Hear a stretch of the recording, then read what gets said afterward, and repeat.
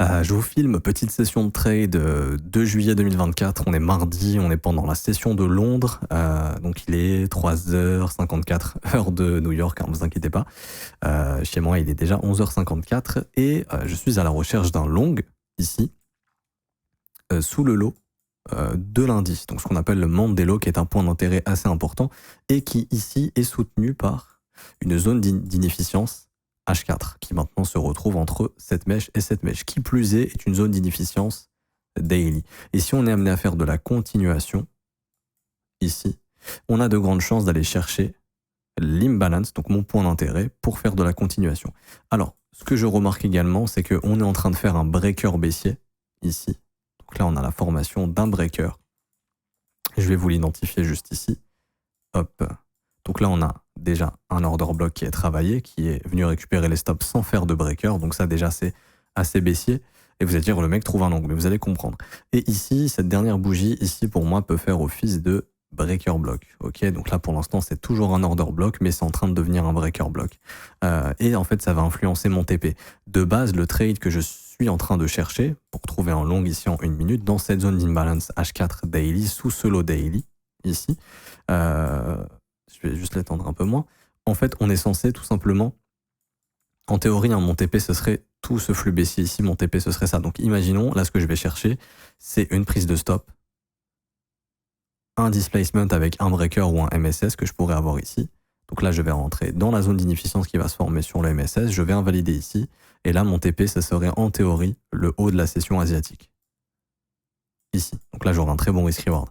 Mais, il y a un mais, c'est que ici en horaire, je vois qu'on est en train de faire un breaker et je vois qu'on est en train de faire une inefficience baissière ici et qu'on va en refaire une qui validera le breaker probablement si on va chercher le low daily. Du coup, à ce moment-là, je vais TP dans le breaker et je vais TP sur un point d'intérêt qui sera le haut de cette bougie H1 au sein du breaker block dans cette zone d'inefficience qu'on est en train de dessiner. Donc ça veut dire que je vais en H1 ici sur mon graphe 1 minute. Je prends ici cette zone d'inefficience qu'on est en train de former qui va se valider là dans 3 minutes. Ok, donc je peux déjà la noter sur mon graphique. Imbalance. Donc moi j'écris FVG, mais en soi ici c'est une imbalance. Imbalance horaire, je vais la mettre en haut à droite. Comme ça en 1 minute on la verra bien quand on va switcher. Ok, voilà, super. Hop, juste ici. Et du coup mon TP, au lieu, et je vais voir si en termes de risk-reward c'est intéressant, c'est aussi important à prendre en compte. Là, je vous ai simulé, je ne vais pas prendre ce trade ici, je vous simule ce qu'on pourrait voir. C'est-à-dire que si on voit par exemple un MSS, voilà, je pourrais rentrer comme ça. J'aime pas ce truc, je vais remettre le truc de base. Et le TP, comme je disais, au lieu d'aller le chercher je ne sais où, je vais le chercher sur ce sommet ici. Ok, donc là, déjà, on va voir qu'en termes de risk-reward, ça diminue énormément. Et là, on est sur un 2,80. Si j'ai bel et bien, on va le faire en polyline. On va chercher mon point d'intérêt, j'ai MSS, je rentre ici à peu près, et là, je vais chercher le TP. Donc là, par exemple, ce serait quelque chose, du coup, comme ça, 2,30 à peu près. Ok. Et pourquoi je ne prends pas TP au-dessus du haut de l'Asia, comme je l'ai dit, parce qu'il y a un breaker block qui est en train de se former, qui va se valider dans 1 minute 40, ici. Bon, j'aimerais bien qu'il y ait une imbalance qui se forme. Donc, il faudrait que l'autre bougie horaire ne vienne pas retravailler cette mèche. Et vu qu'on est proche du Mandelo, qui est un gros point d'intérêt, je pense qu'on va y aller et qu'on formera l'imbalance ici et l'imbalance ici. Mais pour avoir un bon risk-reward, je prends le risque de prendre TP non pas dans l'imbalance, la première, mais la deuxième, au sein du breaker. Là, c'est encore écrit order block, mais si ça devient un breaker, je switcherai en breaker block. Ok. Et ce breaker block, qui est horaire, risque de faire office de résistance. Et je m'attends du coup, ça c'est mon point de vue technique, mais aujourd'hui il y a des news d'écho, il faut savoir qu'on est mardi 2 juillet, il y a le speech de Powell à 9h30 heure de New York, donc 15h30 heure de France. Mais je m'attends à ce que, voilà, s'il n'y avait pas de news, à ce qu'on ait un retest du breaker block, pardon, c'est un breaker block bearish, pas bullish. Hop. Faites d'abord le prise du Mandelo, retest du breaker, et là une continuation baissière pour travailler cette zone d'inefficience qui est assez grosse et qui est vectorielle, donc qui appelle le marché. Voilà un petit peu ma vision du marché, mais je peux avoir un long ce matin pendant la London. Et j'aimerais que l'objectif soit atteint avant le speech de Powell, idéalement avant les 9h, voire 8h30, heure de New York. Donc là, il est Heure de New York, il est 4 heures, donc on a encore du temps devant nous. Mais voilà, comment je raisonne, comment je fonctionne, et je vous ferai une update s'il y a une entrée, s'il y a quelque chose. En attendant, j'attends et je fais mon rôle de trader, je suis patient. Petite update du coup, en fait on s'approche assez rapidement du point d'intérêt. Pour l'instant, vous voyez que le marché ne se retourne pas. Je pense qu'il est vraiment attiré par notre point d'intérêt. Donc c'est ce plus bas daily ici, les 62 500 $. Et j'ai oublié de vous expliquer pourquoi le Monday Low il est intéressant et le Monday High aussi. Alors en français, Monday Low ça veut dire le plus bas du lundi. Faut savoir qu'en début de semaine, les traders assez agressifs vont se positionner et en fait le marché va leur donner tort. Pourtant ils avaient raison. Je m'explique. En gros, les traders le lundi vont long le marché en pensant que la semaine sera haussière. La semaine sera bel et bien haussière, sauf que le marché ira le mardi ou le mercredi récupérer les stop-loss sous le plus bas du lundi pour donner tort aux traders de début de semaine et au final pumper et finir la semaine dans le vert. Donc les traders de début de semaine auront tort et les traders qui auront attendu la chasse de ce Monday Low, eux, auront raison.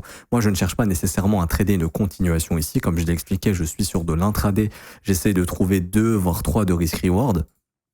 On a ici la validation pour moi bientôt d'un breaker block, donc certains le valideront, moi j'attends bien la confirmation d'une imbalance après ce breaker block, donc c'est pour ça que je vais trouver un point d'entrée sous ce low daily, mais je ne vais pas aller chercher très haut, je ne vais pas chercher la continuation qui serait l'objectif de l'Asia, voire même l'objectif du Monday High. Ça sera peut-être plus tard dans la semaine si on regagne le breaker block. Moi, ce que je veux absolument, c'est trouver un TP, comme je vous ai dit, dans la zone d'inefficience précédemment, et peut-être que j'aviserai au-dessus de ce sommet en fonction du risk reward qui me sera proposé.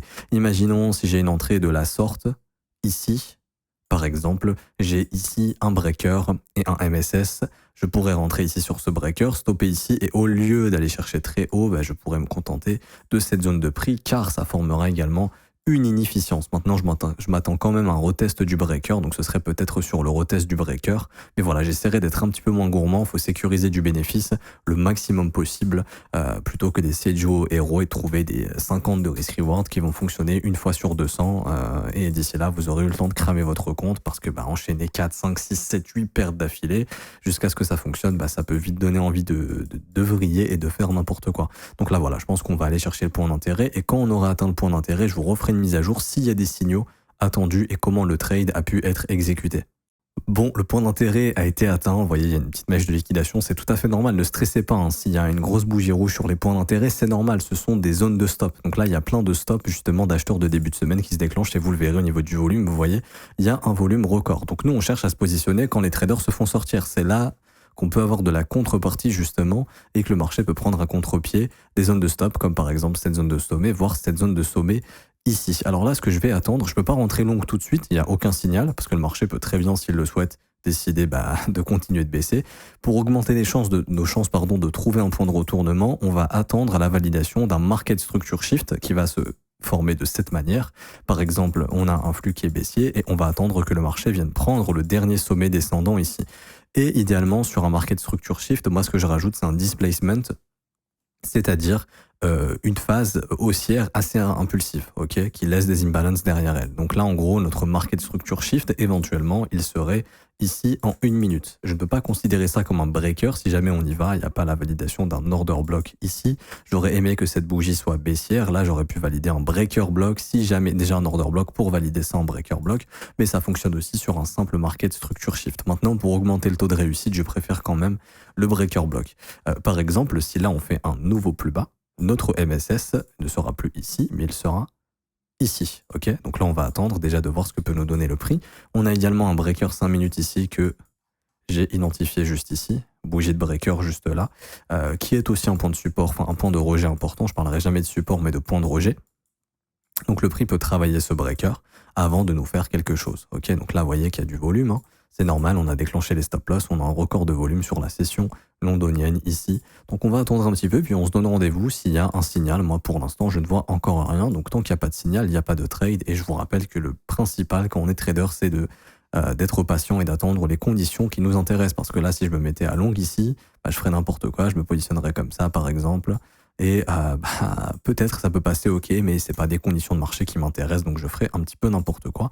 C'est pour ça que je suis patient et que j'attends vraiment les conditions que je vous ai indiqué et on se retrouve une fois que c'est bon, ou si jamais ce ne sera pas le cas, je vous referai une update pour vous dire il n'y a pas eu les conditions, donc pas de trade pour ce matin et on se donnera rendez-vous cet après-midi après 15h30 heure de France, donc après 9h30 du côté de New York, car il y aura le speech de Powell, on attendra son speech et la réaction des algorithmes pour trouver des points d'entrée par la suite. Donc là, on voyait ici, il y a potentiellement tout premier displacement qui peut se mettre en place, petite inefficience, un petit peu de volume ici, donc ça pourrait peut-être former un displacement et nous donner quelque chose, mais on va être patient. Bon, on a notre MSS, on a donc notre market structure shift ici, on a notre zone d'inefficience. Donc moi, ce que je vais faire ici maintenant, c'est que je vais trouver mon point d'intérêt long juste ici. C'est-à-dire que là, je vais rentrer sur le seuil médian de l'inefficience pour avoir un meilleur risk-reward. Et en théorie, mon stop-loss, je devrais le mettre ici pour respecter parfaitement l'imbalance. Mais je préfère me protéger au niveau de ce lot. Et donc, mon TP va être ici, la zone que je vous ai indiquée tout à l'heure, cette zone de sommet au sein du breaker block. Donc on sera sur un 2,26, ce qui me semble être très correct. Si j'étais rentré ici par exemple, là j'aurais vraiment pas un bon risk reward. Donc peut-être que le marché va juste s'arrêter ici, auquel cas je devrais peut-être me positionner de cette manière. Mais je trouve que c'est un petit peu trop agressif. Allez, pourquoi pas mettre un stop loss ici. On va tenter quelque chose comme ça, avec un point d'entrée sur le seuil médian et j'aimerais bien voir ce breaker se former. Donc là, on a un order block, ce serait bien de former ce breaker block. Ici, ça donnera plus de poids éventuellement à notre stratégie. Là, vous voyez que le marché, il est venu faire une petite mèche, je crois, dans l'inefficience très légère. Bon, je pense qu'on y reviendra. J'espère qu'on viendra chercher le seuil médian. Mais en tout cas, voilà, on a notre signal. Et puis peut-être que ce sera sur ce breaker. Donc auquel cas, je me positionnerai quand même dans cette zone d'inefficience s'il y a un breaker. Elle est assez large, je pense que pendant les prochaines minutes, on va le retravailler, mais en tout cas, on a une très belle réaction et c'est ce qu'on attendait pour pouvoir trouver quelque chose. Donc moi, personnellement, je vais me positionner ainsi, je cut, je mets les ordres sur BitGet et on se retrouve une fois qu'il y a du nouveau. Petite update à nouveau, j'ai oublié d'en parler, mais le plus important, c'est de ne pas FOMO, ok? C'est-à-dire que si le marché vient faire tout ce que vous attendez de lui, mais qu'il vient pas vous exécuter, c'est pas grave. Ne vous retrouvez pas à acheter ici en vous disant putain, j'ai eu raison, ça va partir en ligne droite vers mon TP. Sauf que si tu achètes ici, tu vas te retrouver, si ça se retourne, à holder ce genre de positions qui sont complètement dégueulasses, ok? Donc moi perso, j'ai posé mon ordre. Ici, je suis prêt à le réajuster en fonction de ce qui va se dessiner ici. Mais là, cette grosse zone d'inefficience, pour moi, risque d'être retravaillée éventuellement. Sachant que là, on a laissé un equal low. Donc là, vous le verrez pas, mais sur ces deux petites mèches ici, on a un equal low parfait. Donc je pense que le prix va revenir travailler l'inefficience. C'est ce qui me donne confiance. Si jamais on avait fait une mèche sans retravailler, je me dirais que le trade est parti sans moi. Mais vu qu'il n'y a pas eu de retravail de cette inefficience, même si on regarde en échelle 5 secondes, on verra bien. Hein. Juste ici, vous voyez que le prix a maintenu parfaitement cette zone de prix. Il y a un equal low ici qu'on va venir récupérer très très probablement. Voilà. Et pour une question de gestion du risque, en théorie, je devrais rentrer immédiatement dans l'imbalance ici. Hein. Le problème, c'est que en termes de risk reward, comme j'ai dit, c'est pas très correct. J'essaye d'avoir un bon risk reward, sachant qu'il y a un breaker au-dessus de ma tête. Je veux pas prendre trop de risques non plus. Donc voilà, mon TP sera là sur ce point d'intérêt, peut-être même légèrement avant si on n'y va pas. Je pense que je le déplacerai sur BitGet juste après. On sait jamais, des fois le marché peut faire un equal high ici, donc autant s'exécuter, être sûr d'être exécuté. Hein. Mais voilà, donc là on va laisser le prix faire ce qu'il a à faire. Si jamais ça part sans nous, c'est pas grave, il y aura une autre opportunité tout à l'heure, demain, peu importe. Il y aura d'autres points d'intérêt, j'en ai déjà d'autres, hein. Ça sera au-dessus du high daily. D'ailleurs, il faut que je replace bien la zone d'inefficience daily qui n'est pas bien placée. Hop. Bon, je ferai ça juste après. Voilà.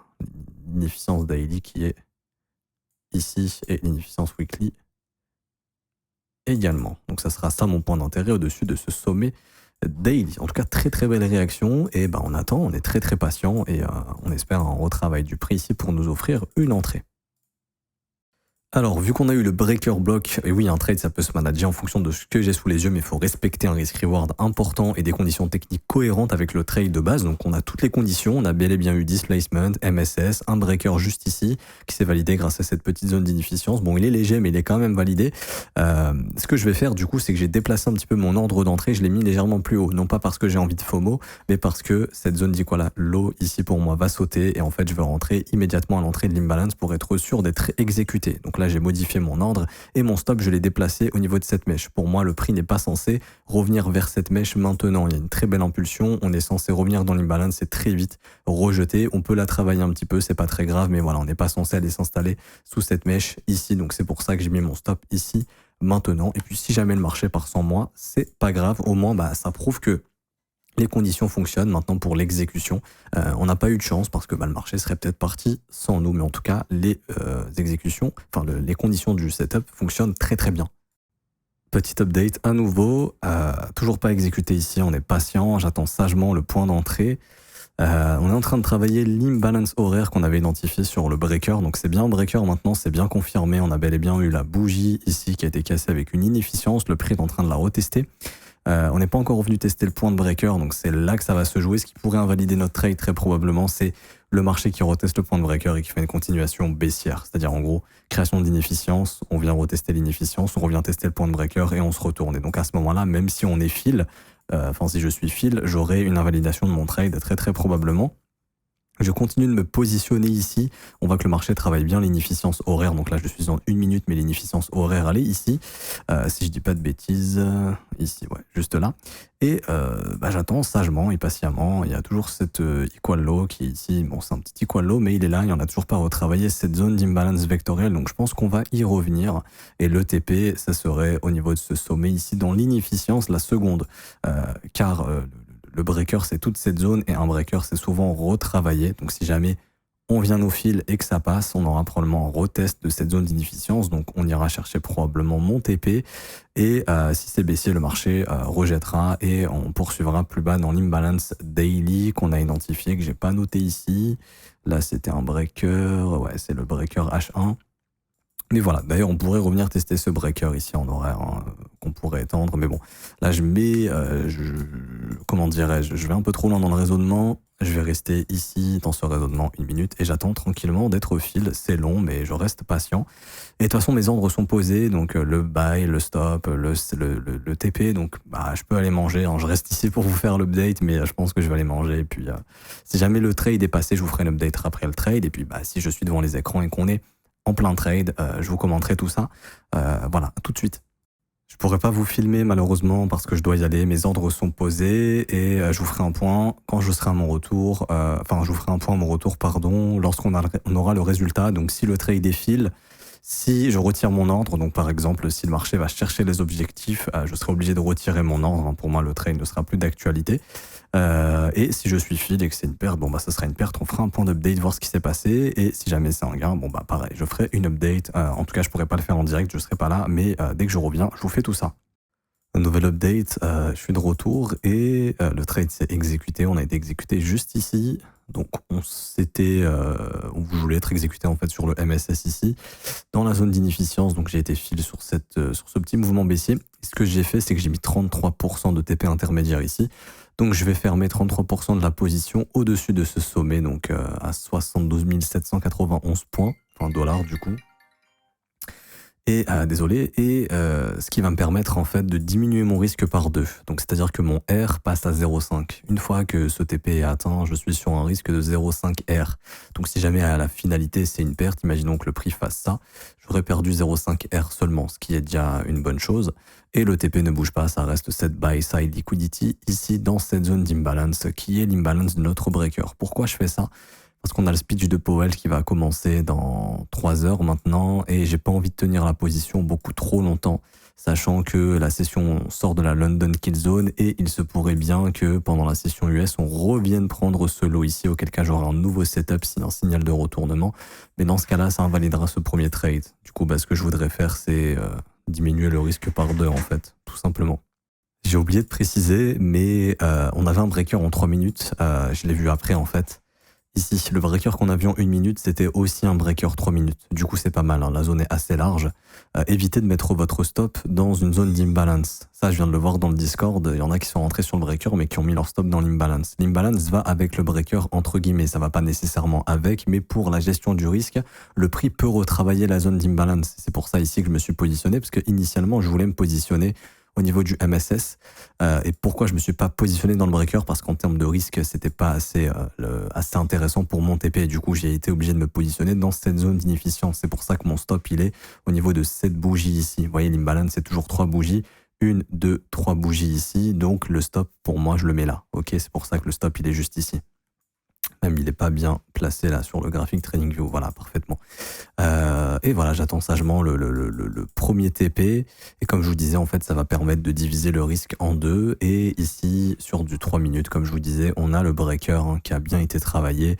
On est revenu combler la zone d'inefficience ici également en 3 minutes. Donc pour l'instant, ça se passe plutôt bien. Bon, voilà, le TP a été touché. Je vais regarder si sur BitGet, c'est le cas.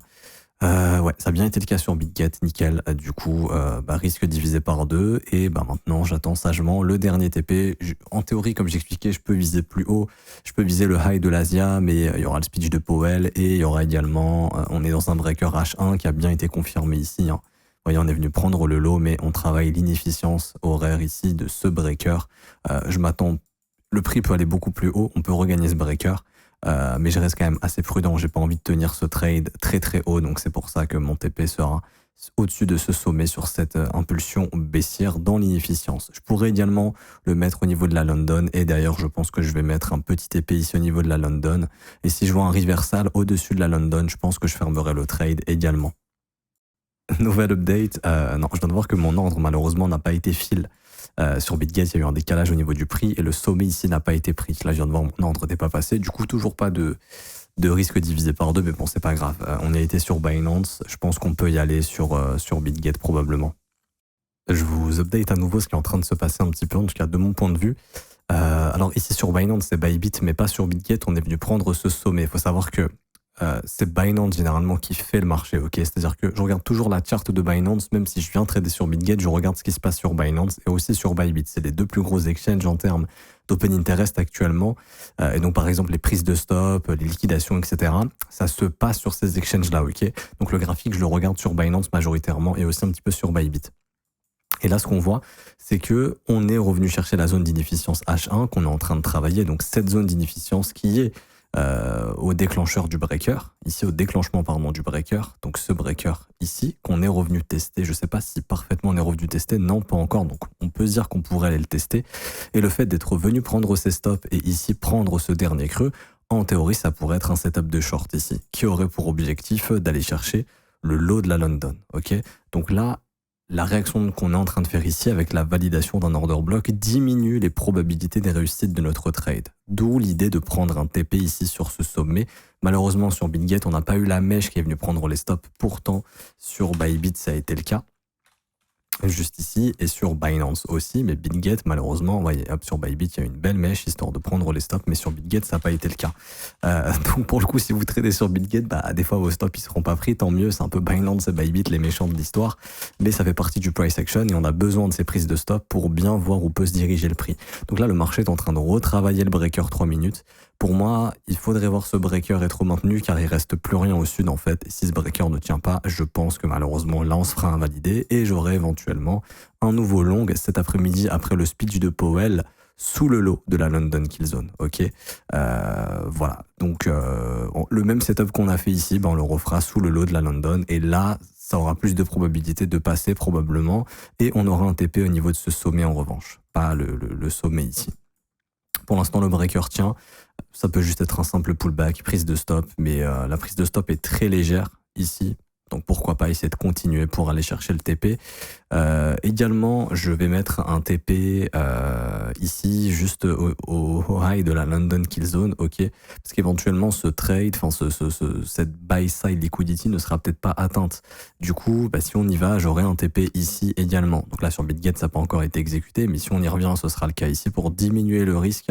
Et également, au niveau du high de la London, ici, je reprendrai un petit TP, ce qui me permettra de passer le stop à break-even, ok, donc je le mettrai pas comme ça, le stop je le remonterai un petit peu à niveau de ce low ici probablement pour diminuer le risque à 0R, pour risquer 0R. Et ensuite le gros TP, ce sera cette buy side liquidity ou ce sera un retournement ici au niveau du high de la London. C'est-à-dire que si ici on prend mon TP et qu'au final on vient pas chercher cette buy side liquidity, que le marché se retourne, par exemple sur un MSS, là j'aurai éventuellement une raison pour clôturer mon trade. Ça sera un gain, ça sera moins que ce qui était convenu au début, même ici ça sera un petit peu moins, on sera autour un petit peu moins de 2R, faudrait que je calcule, mais j'ai pas le choix parce qu'il y a bientôt le speech de Powell, etc. Donc là, c'est une course contre la montre et je veux pas rester en position à l'approche des 9h, 9h30. Donc c'est pour ça que j'essaye de manager au mieux ma position pour sortir avant cet horaire-là.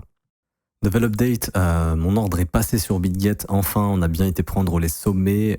Du coup, je suis à 0,5 R de risque. Je vais vraiment surveiller sur ce high de London. J'ai un tout petit TP qui va me permettre de déplacer mon stop, de le remonter légèrement. Donc là, c'est vraiment un TP infime qui me permet en fait de passer à 0 R si c'est tag. Donc là, ici, au 62 840 pour pouvoir diminuer mon risque. On a également ici la formation on avait un order block qui s'était formé ici, c'est la zone de prix qu'on a travaillé. Vous voyez comment le marché l'a travaillé et là on est en train de faire un breaker. Donc là c'est un nouveau signal positif. N'oubliez pas, on est sous un breaker horaire, c'est toujours l'unité de temps supérieure qui va être importante. Donc là c'est bien de faire un breaker, mais j'oublie pas qu'il y a un breaker horaire. C'est pour ça que on a notre TP final qui pourrait être plus haut, je le répète, on pourrait aller plus haut, on pourrait aller chercher le haut de la session de l'Asia. En théorie, c'est ce qu'on devrait faire, mais n'oubliez pas qu'en horaire, on a un breaker baissier et que ça va opérer un rejet au niveau du prix dans ces inefficiences. Donc c'est pour ça qu'on s'approche du TP et que je vais pas essayer de tirer plus haut pour l'instant. Peut-être je vais garder 10% de la position s'il y a moyen d'essayer de TP ça un petit peu plus haut pour récupérer plus de risk reward parce que le management du trade que j'ai fait en fait me fait baisser un petit peu mon rendement à la fin, mais bon c'est toujours un gain, c'est toujours très très bien et si je peux optimiser je le ferai, mais ça sera à aviser. Déjà j'attends les objectifs et j'attends ce sommet de la London. Et vous avez aussi le calendrier sur TradingView pour ceux qui se demandent. Donc là, on a le speech de Powell, 9h30. Donc moi, je me suis mis sur les heures de New York juste ici. Vous pouvez mettre heure française si vous voulez. Et donc 9h30, là, ça va bientôt commencer. C'est pour ça que j'aimerais fermer ce trade maximum vers 9h, heure de New York. Donc là, ça serait dans 1h30 à peu près. Bon, on arrive proche du TP, c'est en train de se déclencher. Je sais pas si du côté de BitGet c'est ok, je vais regarder juste après. Donc sur ce haut de London Kill Zone, je répète, l'objectif c'est de réduire le risque, et donc j'ai repris un tout petit TP et mon stop je vais aller le déplacer. Donc après je vais aller voir sur BitGet si ça a été exécuté pour remonter le stop de moitié. Donc ça me correspond plus à quelque chose techniquement, puisque pour moi le marché en fait, il n'y a plus rien à retravailler plus bas. Donc si on revient vers ces lows, ce sera pour aller chercher le low de la London Kill Zone. Donc j'ai aucun intérêt à garder mon stop au même endroit. Donc ce que je vais faire, c'est le diviser par 2, ok, voire le mettre à break-even. Je verrai bien. Je pense que finalement, je vais le mettre à break-even parce qu'on a le discours de Powell qui va commencer là bientôt dans un peu moins d'une heure. Mon objectif, ce serait de sortir du trade pour 9h. Il est 8h30 aux États-Unis. Donc, j'habite pas aux États-Unis personnellement, mais je regarde l'UTC-4 de New York. Et donc, j'aimerais bien justement sortir de ce trade une demi-heure avant le speech parce que ça va causer de la volatilité et les algos vont foutre un petit peu le bordel sur les marchés. Bon, ça y est, c'est tag. Ça a été tag sur BitGet également. Le petit TP est passé. J'ai déplacé également le stop à break-even finalement. Donc là, maintenant, le stop, c'est un stop qui ne coûtera rien. Et quoi qu'il arrive, si jamais je me fais sortir, bon, bah finalement, ce sera un petit TP, moins que prévu. Mais ce sera un TP quand même. Du coup, c'est toujours bon à prendre. Je rappelle que l'objectif, c'est cette buy side liquidity. Donc là, on rentre dans une zone d'inefficience horaire. C'est cette zone d'inefficience qui est au niveau du breaker. Et je crois que le breaker a été retravaillé, si je dis pas de bêtises. Oui, le breaker a été retravaillé ici, on est en train de le rebosser. Donc ça pourrait occasionner un rejet. C'est pour ça que je vais être assez attentif. J'aimerais bien qu'on aille push là encore quelques dollars pour aller chercher les 62 926. Maintenant, je m'attends éventuellement à un rejet. En tout cas, ça ne serait pas étonnant si on a un rejet ici. Mais l'objectif, c'est toujours d'aller chercher ce TP. Pourquoi je ne ferme pas le trade ici? Parce que je veux minimum un 2R net. Et là, c'est clairement l'objectif d'avoir un 2R net. Si je le ferme ici, j'aurais pas 2R net. J'aurais vraiment moins. Et même là, j'aurais pas 2R net. Peut-être 1,85. Faudrait que je calcule à la fin 1,90. C'est excellent. C'est déjà très très bien. Sachant que c'est des conditions qui changent un petit peu. Je suis à l'aube du News Echo. En temps normal, j'aurais pris moins de précautions. Mais là, nul autre choix que de prendre un peu plus de précautions avant un speech de Powell qui peut sortir tout et n'importe quoi à tout moment et gâcher le trade. Mais bon, quoi qu'il en soit, c'est un gain ici. Assez satisfait, pas mal de choses à noter. On fera un petit bilan à la fin et puis on se retrouve si le TP a été hit ou si jamais je ferme le trade d'ici là.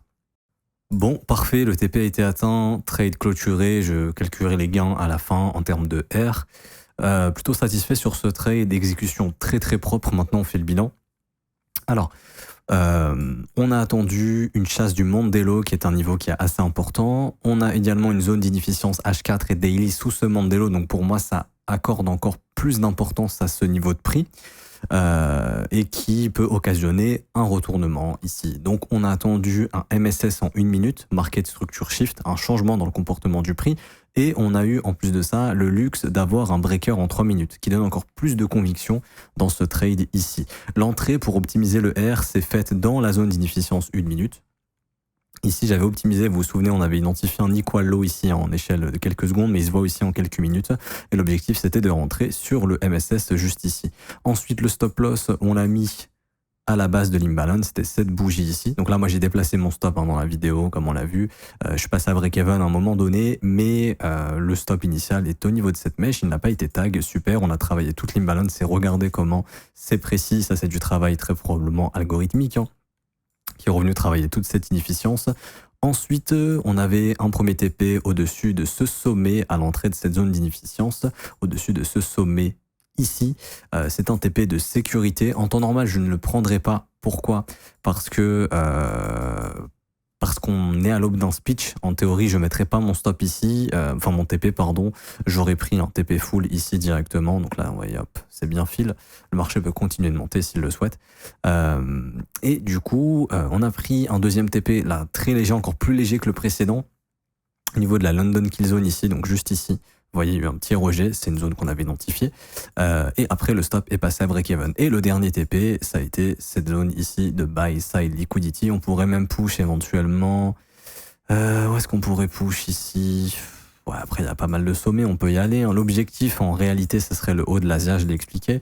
Mais pourquoi je le prends pas ? Parce qu'on a un breaker horaire ici et ce serait pas impossible de rejeter dans ce breaker. C'est pour ça que j'ai été assez conservateur sur ce trade. Si on était ni en jour de News Echo, s'il n'y avait pas de breaker horaire ici, j'aurais normalement mis mon TP au-dessus du plus haut de la session asiatique, c'est-à-dire ce sommet ici. Voilà, pour le bilan de ce trade, très bonne exécution, lecture du prix tout au long du trade, order block, breaker, réaction de prix, etc., etc. Chose que vous n'avez pas besoin de faire une fois que le trade est posé, vous pouvez partir. Moi, je suis resté pour vous expliquer tout ça justement et de vous montrer comment on peut manager un trade. Je trouvais que c'était un cas particulier parce que c'est avant un speech, c'est avant News Echo, du coup c'est intéressant, il faut essayer de manager ça au mieux pour essayer de sortir avec le moins de pertes possible si jamais il y a une perte. Donc la perte est toujours programmée, hein, 1 R au maximum, mais si on peut la réduire le plus possible comme on l'a fait sur le trade, 0,5, puis 0 perte, puis le bénéfice, c'est toujours mieux. Donc voilà. Je ne sais pas si cette vidéo sera publique, mais si elle l'est, je tiens à vous dire qu'on a un service de copy trading qui est 100% automatisé et 100% gratuit. Tous les trades qu'on exécute vont s'exécuter sur votre compte. Automatiquement, vous n'avez rien à faire. Il y a une vidéo qui vous explique tout en commentaire épinglé de cette vidéo. Donc c'est le premier lien, tous les liens utiles concernant mon contenu, pardon. Vous cliquez sur ce lien, vous allez atterrir sur la page que je suis en train de vous montrer et là vous vous inscrivez sur BitGet via notre lien partenaire pour être éligible au copy trading et ensuite vous cliquez sur ce lien rejoindre copy trading. Vous allez mettre votre mail, votre identifiant et votre prénom, votre pseudo, hein, comme vous voulez. Et là, vous cliquez sur rejoindre. Identifiant, c'est l'identifiant BitGet. C'est un chiffre unique qui est sur votre compte. Ok. Bon, par exemple, c'est 98, quelque chose comme ça. Vous le récupérez sur la page d'accueil de BitGet, vous le collez, vous mettez votre mail, votre prénom, rejoindre et vous aurez accès au copy trading. Ensuite, il y a une vidéo ici, configurer le copy trading dans laquelle je vous explique tout pour calculer votre risque. Je vous donne la formule et je vous montre comment copier notre service de copy trading et après, ça sera automatiquement automatisé. Vous n'aurez rien à faire. Vous êtes les bienvenus. N'hésitez pas. Et je pense que je vous ferai d'autres sessions de trade comme ça à l'avenir parce que je trouve que c'est hyper enrichissant et hyper intéressant. Aussi, si cette vidéo est publique, n'hésitez pas à mettre un petit pouce bleu, un petit commentaire et à vous abonner. Ça permettra de me motiver à sortir de prochains épisodes.